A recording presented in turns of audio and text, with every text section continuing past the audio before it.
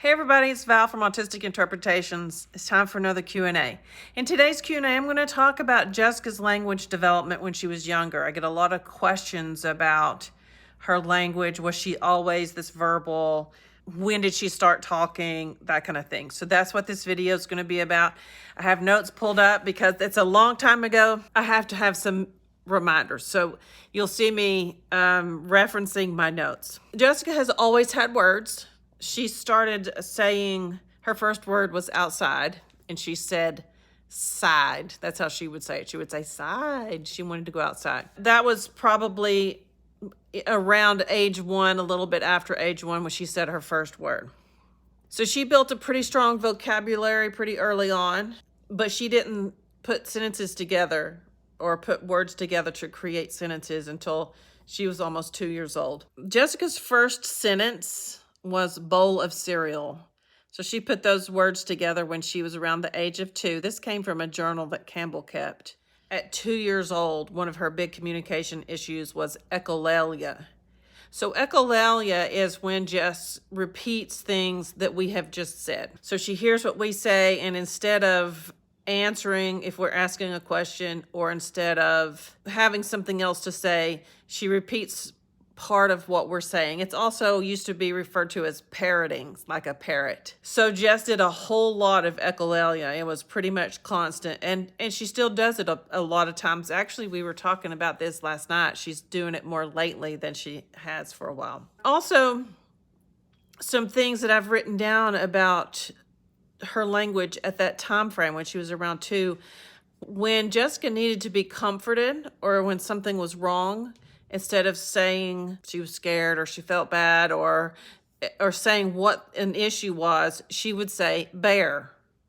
She wanted her brown bear. So brown bear was her stuffed animal. That was her love. When anything was wrong, she said bear. That's how we knew something was wrong, when she would say bear. And the other thing that she would say, and she would say it a lot, is it's okay. And she was talking to herself. It was like a self-comforting kind of thing. It's okay. One of her biggest issues with communication development was regarding pronouns. So she had pronoun confusion for a very long time. Pronoun reversal is when children refer to themselves as he, she, or you, or by their own name. So if Jessica referred to herself as Jessica, that's called pronoun avoidance, which she did that also. Some examples of pronoun confusion that I wrote down that were specific to her. If you said, "What were you doing?" her answer would be, she was tapping with it. Or, "What do you have?" she would answer, "She's got a toy," or "She's just going to play with it." So instead of saying I, she would say she. That went on for a very long time. And if she was talking about us, she would use I and we. So if she was talking about me, she would say I, whatever. I can't even think of an example of a sentence, but it was backwards. And when she was talking about herself, she didn't say I. And if you think about it, and if you're trying to teach somebody how to speak or teach somebody how to communicate, and you refer to them as you say it, then you're saying, if they're imitating you, which she did imitate us, then she says you, because I said you. And if I say no, say I want it, well, then it sounds like I want it, instead of me trying to teach her that she's supposed to say I want it. It's a very challenging, complicated concept when that's an issue. And this went on for many, many years. Some degree of pronoun confusion, it can occur as part of a normal speech development. It's more about how long it lasts, and the degree of how much it is when you are trying to determine if it's related to a disorder or just typical development. So when Jessica was 3 years and 8 months old, she had very significant difficulty responding to basic spoken questions. So if we asked her a question, she was not likely to answer anything that we asked her. And in the education system and evaluations, that represented itself as they assumed she didn't know the answer, which was why she wasn't saying it, instead of understanding that it was a communication issue. For example, when she was 4 years old, in an evaluation, somebody says, "What is your name?" She will not answer that question. And they would say, okay, well, she doesn't even know her name. She doesn't know what her name is. And she did know her name.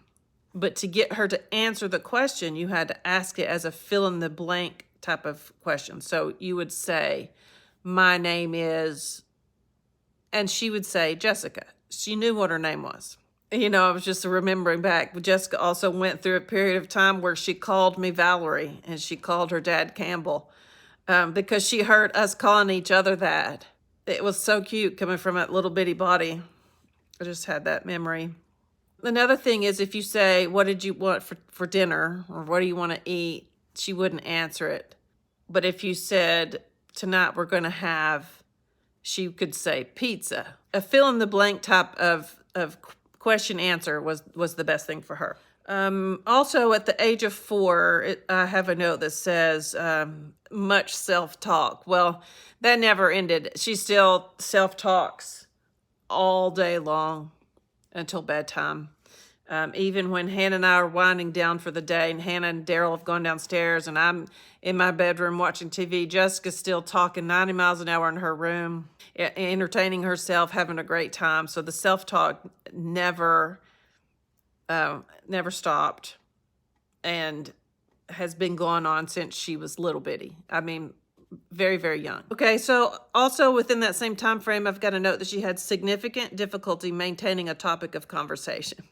And really, that is such an understatement, because she couldn't maintain a topic of conversation unless it was what she wanted to talk about.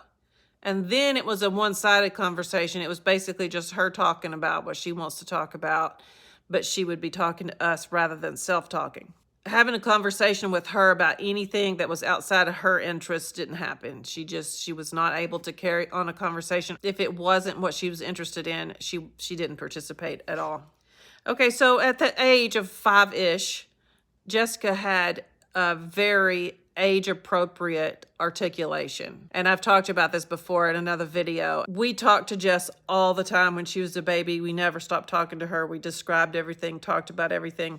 So I think her articulation just really came from how much we talked to her all the time. So it kind of was confusing to people that could hear how well she could articulate her words, but then they didn't understand that she couldn't communicate when she had such wonderful speech. So that was always a confusing thing, especially during evaluations. At that age of 5, she was still having pronoun reversal, still having difficulty responding to basic questions, trouble maintaining topics of conversation, and major attention difficulties. Here's an important note that I made. I could communicate with her just fine. So I never had a real problem communicating with her, because I knew her communication style. I knew how to talk to her, how to phrase questions, how to arrange them in a way that she was likely to answer. So for me, I had a better idea of what she knew and what she didn't know, and what she could answer and not answer if you asked it in the right way. For me, I would say, "Hey, Jess, listen." Say, "My name is," and she would answer Jessica.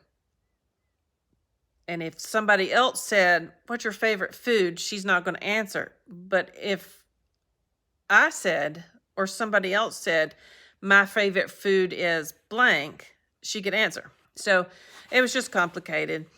At 6 years old, she was starting to show some improvement in her pronoun usage, but it was still an issue. So from the age of 3-something, maybe even 2, but I know in the age range of 3, at least into her 6th year, she was having a issue with pronoun reversal, and she still does it sometimes.